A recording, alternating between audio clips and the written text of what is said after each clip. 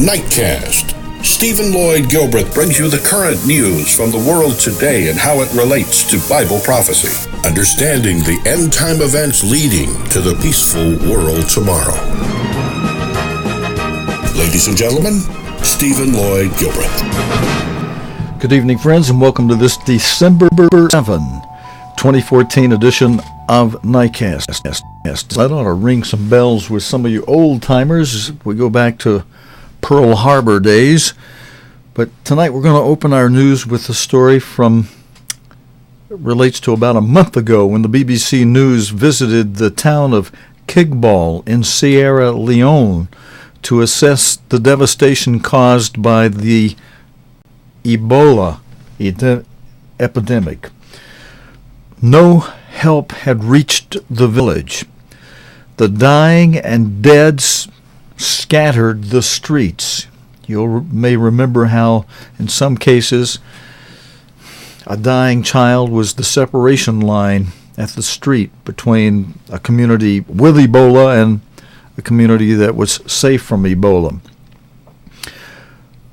More than several children had been orphaned. Andrew Harding returned to the community to find out if any change.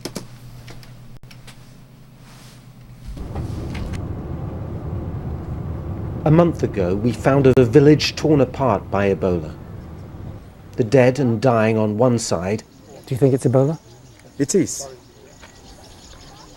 Orphaned children stranded across the road. Could you ask the children to raise their hands if they've been orphaned?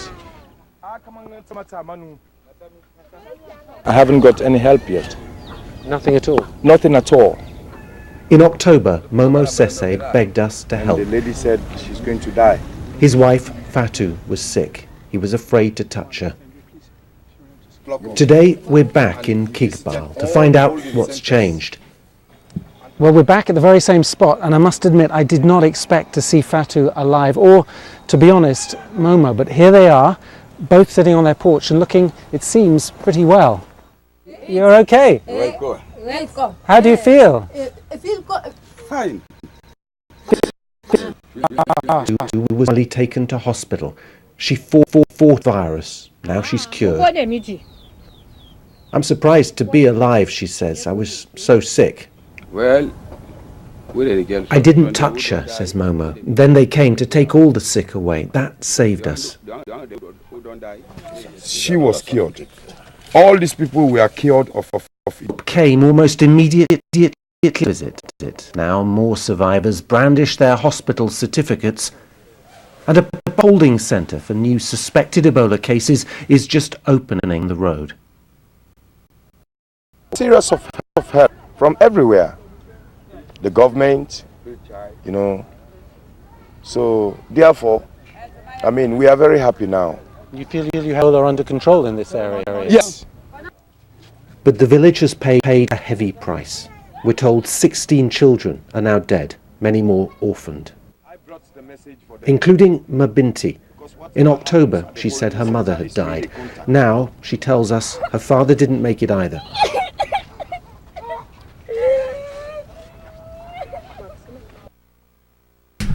Friends, I wanted to pause the video right there for a moment. There's more in the story. We'll go back to it. But just in case you were watching and didn't get the impact of what was just said, the little girl crying lost both her mother and her father. And she's just a child. And I know this old geezer here, when I lost my mom and then later lost my dad, even at an old age, it had quite an impact upon me. But here's a little child who needs her parents very much. More than just an emotional loss, it's a need, and the emotion and the necessary thing that it is for a child to have a parent to help them grow and to help them relate to community and to be guided and to relate in some ways, if you can relate, to all the evil that goes on around us when we have war and rumors of war. We'll talk about that in a moment. I'll put the chart up after this story or next story and review the seals that we're watching. Let's go back to this story, though, but I hope you are catching the impact that's happening with this little gal who's lost her mother and her father through this disease epidemic known as Ebola. Let's go back now to the story. Are you feeling okay? Then Alusin. His head's aching, I'm sorry. Ago, the 6-year-old was ill and being kept apart with 6 other young suspected Ebola cases. There were people dying all around them.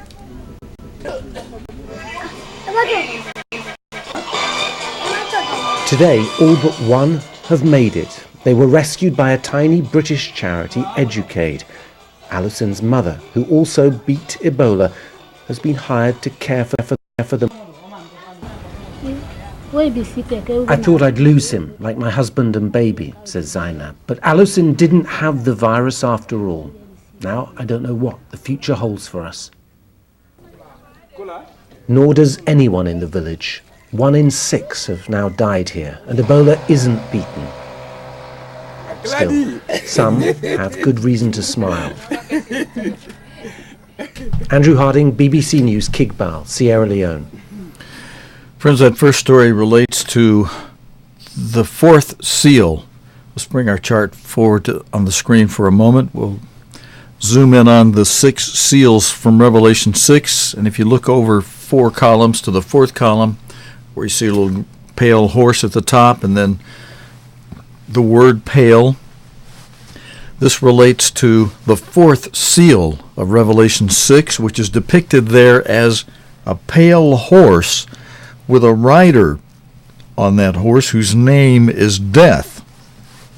And on the heels, riding along at the heels of this pale horse and its rider named Death, is Hades, hell, the grave. And Jesus Christ described in plain language the actualities of this pale horse and its rider named Death. The primary thing Christ said was loimos, meaning disease epidemics, pestilence, the plagues of Egypt. And he mentioned a couple other things, but I'll mention those at another time, because that first thing he mentioned, the primary thing of this seal, the disease epidemics, relates to that first story. I just want to mention, if we back up a couple of columns, you see the little red horse at the top and the word red in a red column. The second seal of Revelation is depicted by a red horse and a rider who makes war. And Jesus Christ described in plain language the activities of this horse as war, and rumors of war and world war, nation against nation, kingdom against kingdom. And that relates to our next story, because what the UN is trying to do in Syria is largely because of this second horse, war, where that produces a natural thing that follows war is the third seal, famine, or scarcity of food, which Jesus Christ summarized with, calling it famine. The UN Food Program, the UN World Food Program, says it will reinstate food aid this month to the very poorest Syrian refugees. An online campaign by the WFP has raised some $25 million out of $64 million they say is needed to keep the program running this month.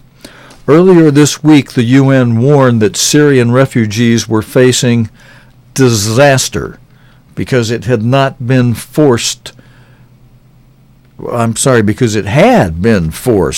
to suspend the aid. Paul Wood reports from Lebanon. Life's already miserable for Syrian refugees. They had more bad news this week when the UN suspended food aid. More money has now been raised, but only to help the very poorest, and only till the end of the month. The UN's World Food Programme simply doesn't have the funds to cope with this crisis. There's a permanent Syrian refugee population. The biggest is in Lebanon. So many Syrians have fled to Lebanon that one person out of every 3 is a refugee in this country. It's as if 20 million people came to Britain. That has driven up rents and food prices. It's driven down wages. Even before the food vouchers were withdrawn, people were already desperate. The refugees find it intensely painful to have to rely on charity. Half the refugees need food vouchers to survive, says Amar, a farmer in Syria. I'll send my kids back to Syria, he tells me. I'd rather they die in shelling than in humiliation. We pray this is temporary, says Fadia, a widow with 4 children. If not, what can we do? We're just one family among many. We couldn't even make ends meet before. The longer this goes on, the more anxiety you see among these people behind me. People who are totally dependent on this. I mean, many of them have absolutely nothing. They don't have any resources. They need that food. The only solution for this is for the international community to step forward and step forward quickly. The WFP's desperate appeal for funds has bought some time, but not much. Many refugees still fear going hungry this winter. Paul Wood, BBC News.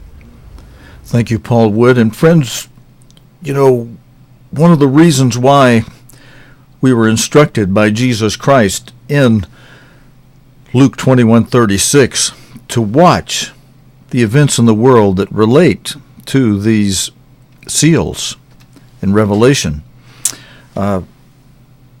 Christ said, watch and pray always.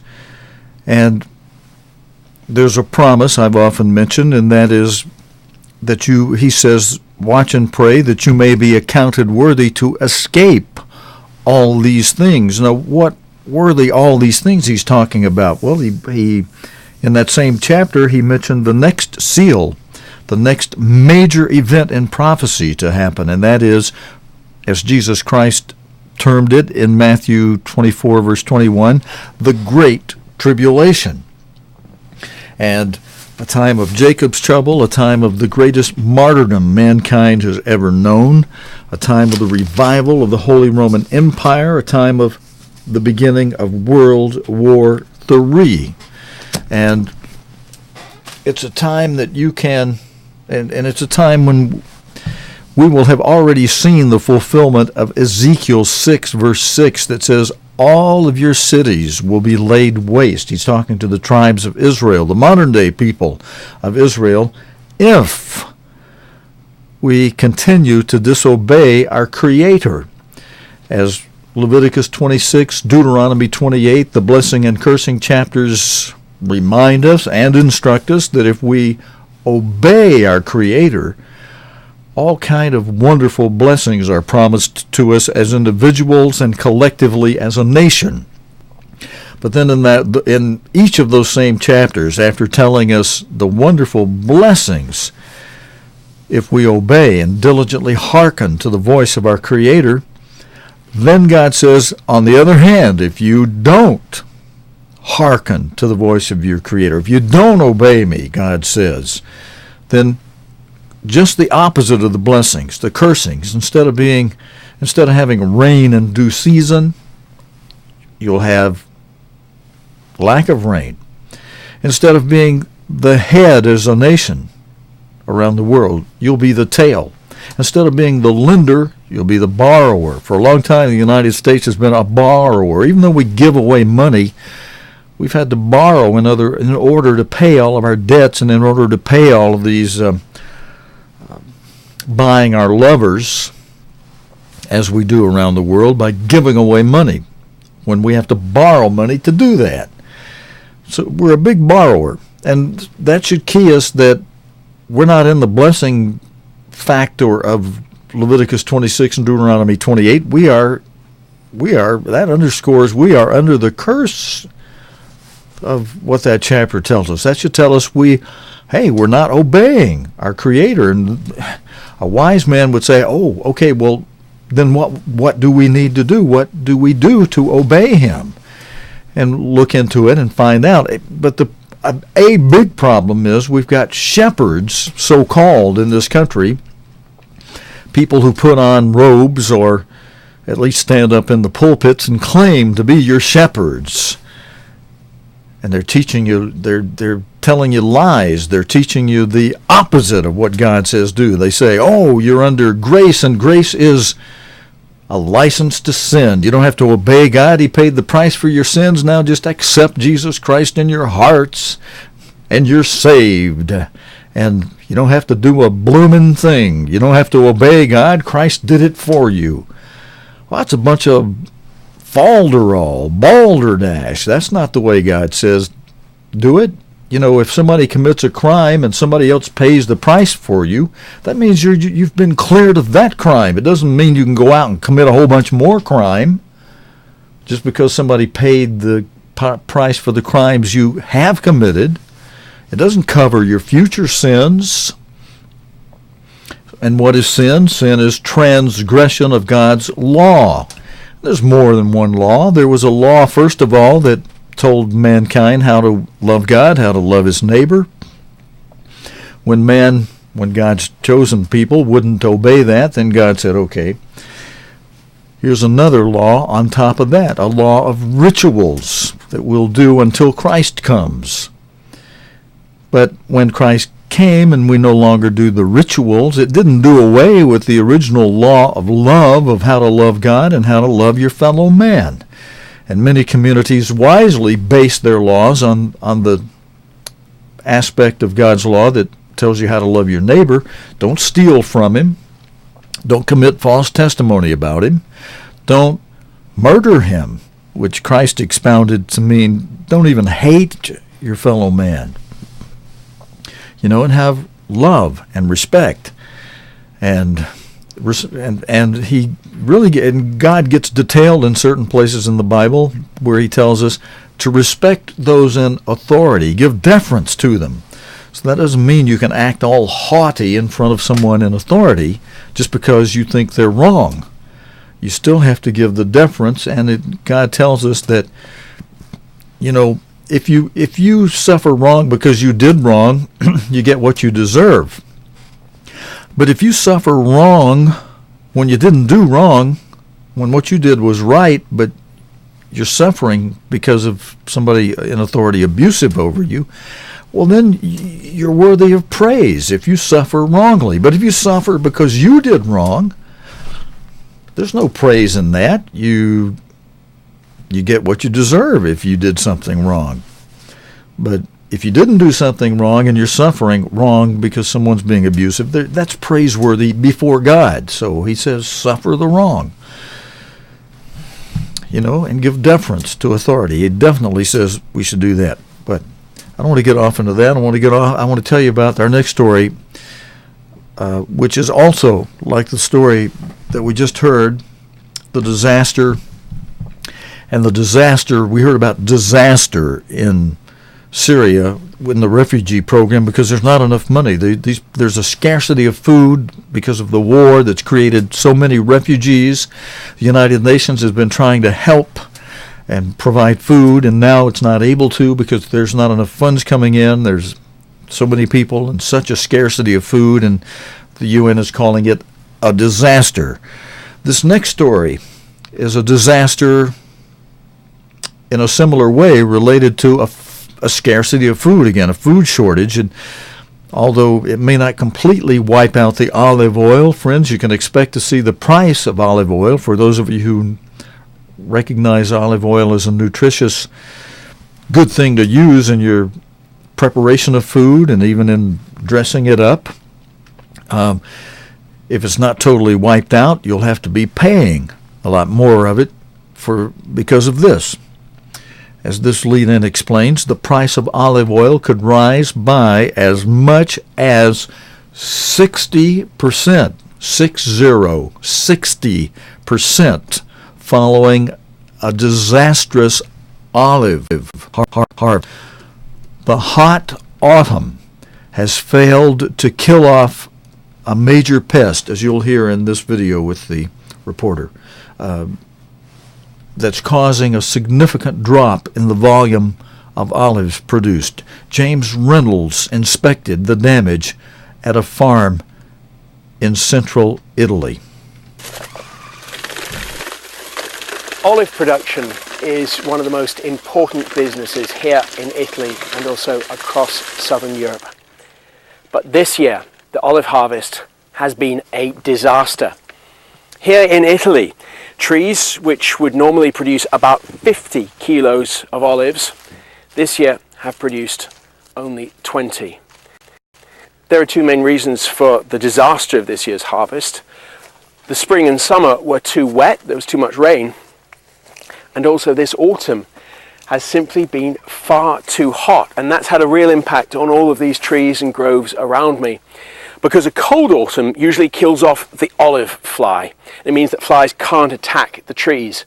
This year, because of the sun and the warmth, those flies have attacked the olives, and I just want to show you the damage that they've caused. Have a look at this off the ground. It's one olive which has been damaged by olive flies. You can see the holes that have been made by the fly, and that's made parts of this year's harvest almost completely unusable. Lucia Iannotta is a third-generation olive farmer. I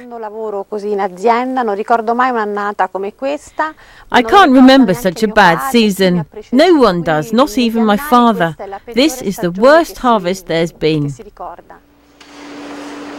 This farm is having the olives it's got. The oil's pressed and exported as far away as Japan. The bad harvests forced this farm and many more to increase their prices by more than 30%. This year, eating Italian costs more. Okay, friends, so fair warning. You can be prepared for higher prices on olive oil. Just a word to the wise, you might want to go ahead and do a little stocking up on it right now. Okay, you saw Angela Merkel and Russian President Vladimir Putin pop up on the screen. Let's put them back up there again. And I'm going to bring them forward while I read you the caption under this photograph in this next story. It says, Russian President Vladimir Putin with German Chancellor Angela Merkel.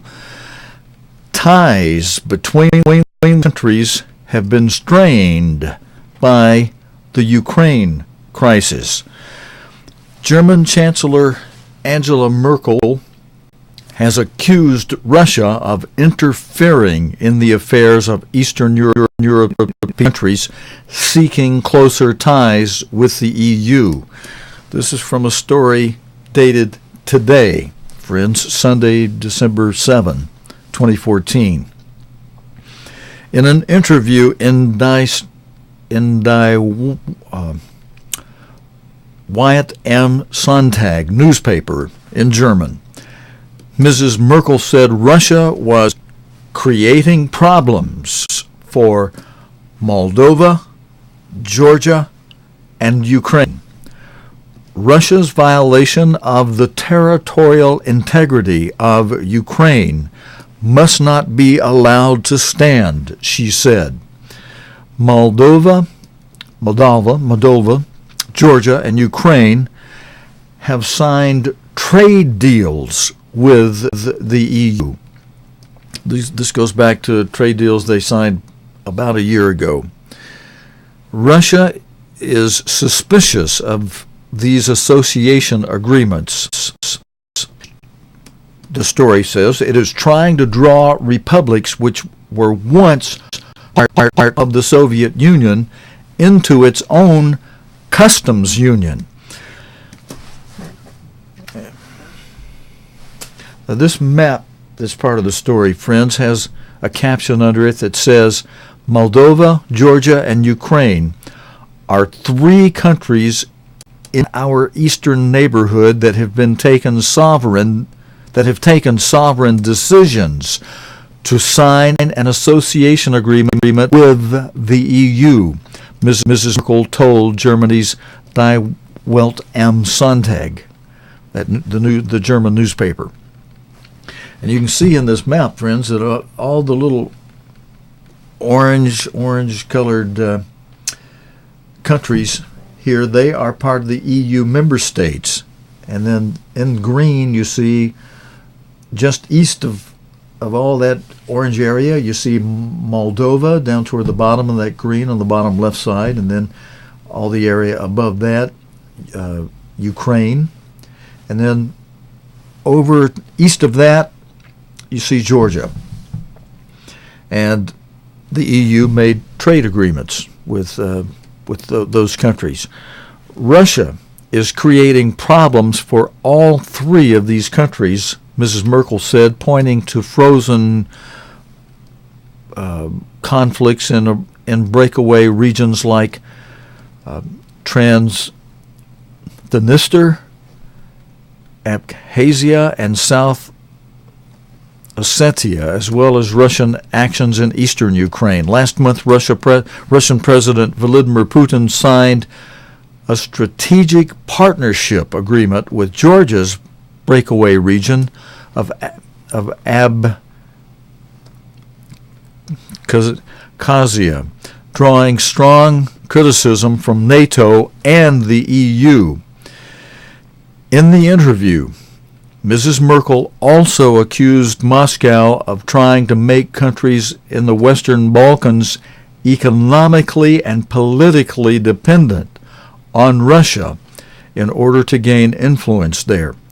She said she was convinced. You know, friends, I just want to review those 2 elements that in the interview, Mrs. Merkel also accused Moscow of trying to make countries in the Western Balkans economically and politically dependent.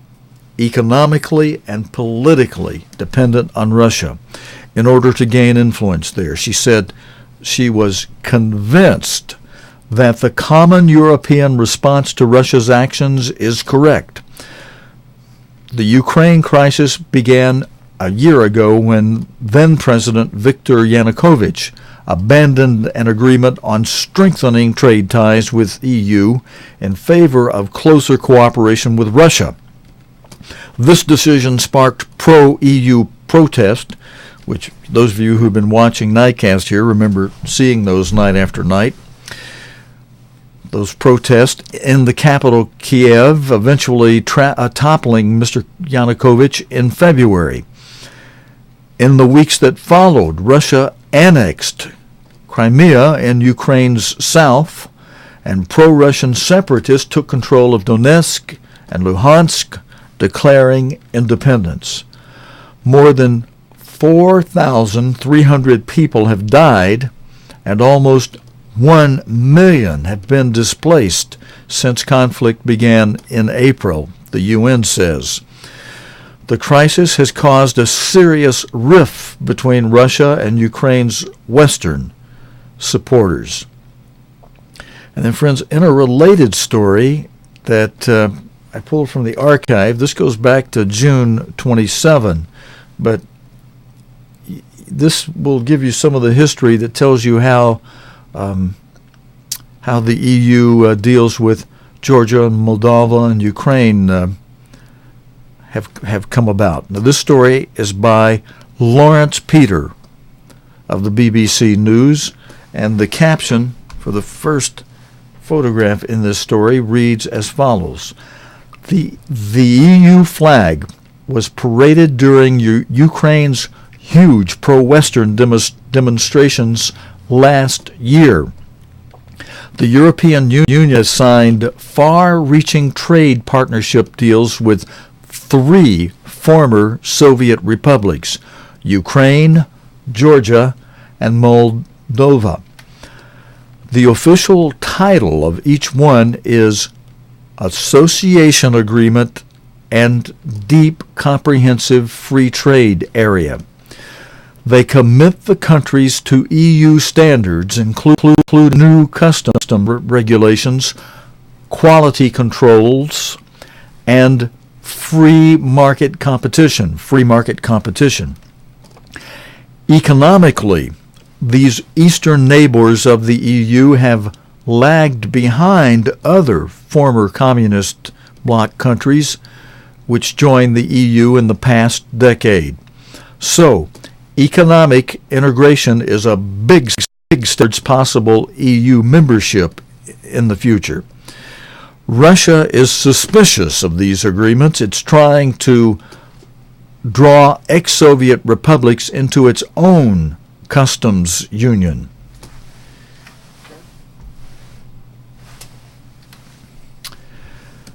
Under this photograph in this news story, friends, the caption reads, Ukraine is a key transit route for Russian gas exports to the EU.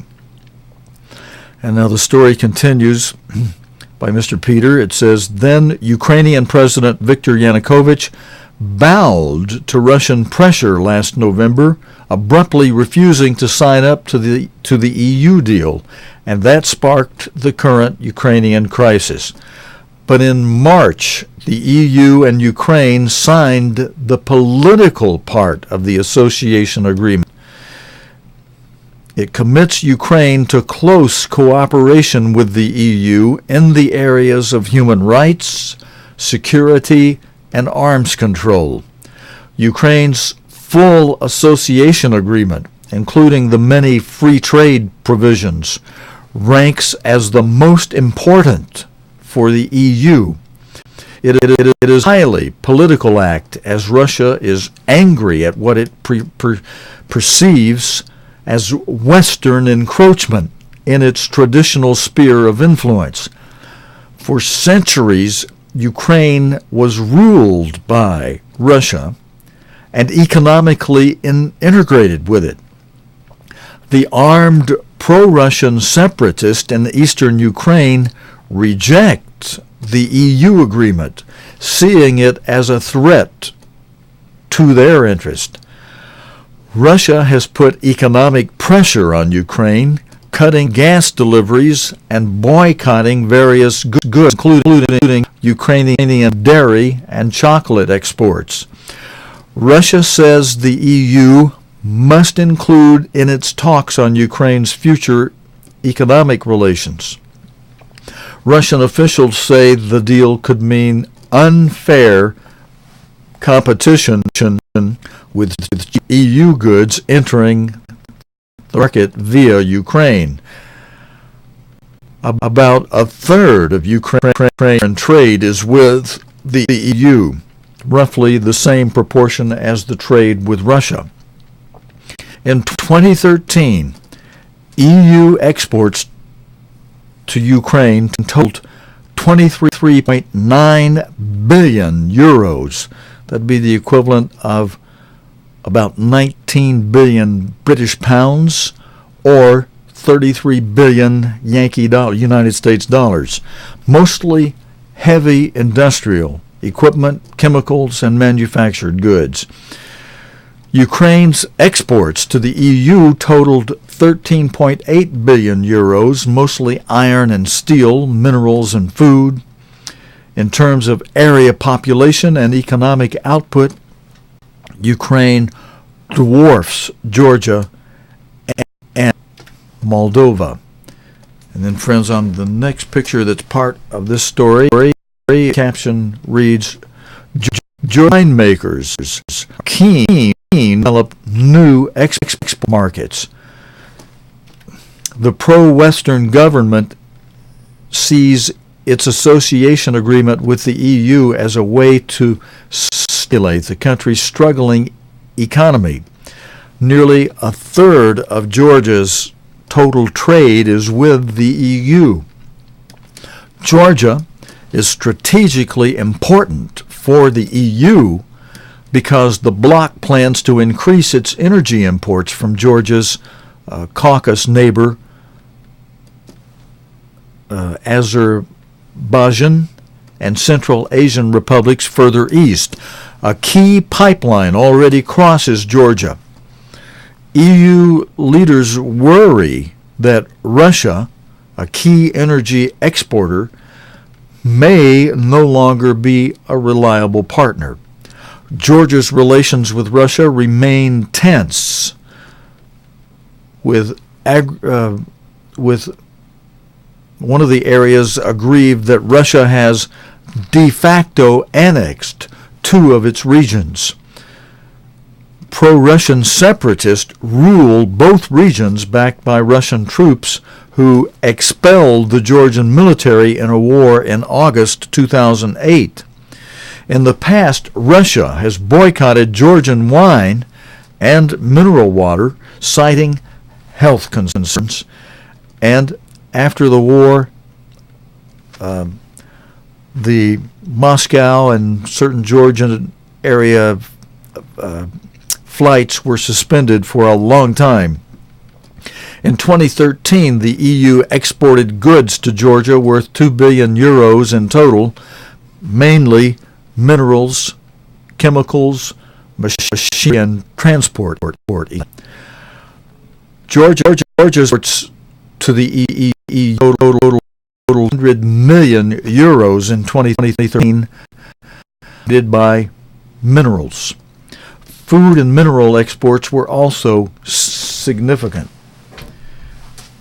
And then, friends, this next photograph, the caption for it in this story reads, "Much of Moldova's economy remains rural and undeveloped." And the story by Mr. Peter continues, Moldova is often called Europe's poorest country. Many Moldovans rely on remittances from relatives working in the EU. Culturally and historically, it is very close to Romania, but the association agreement with the EU may open up wider European markets for Moldova.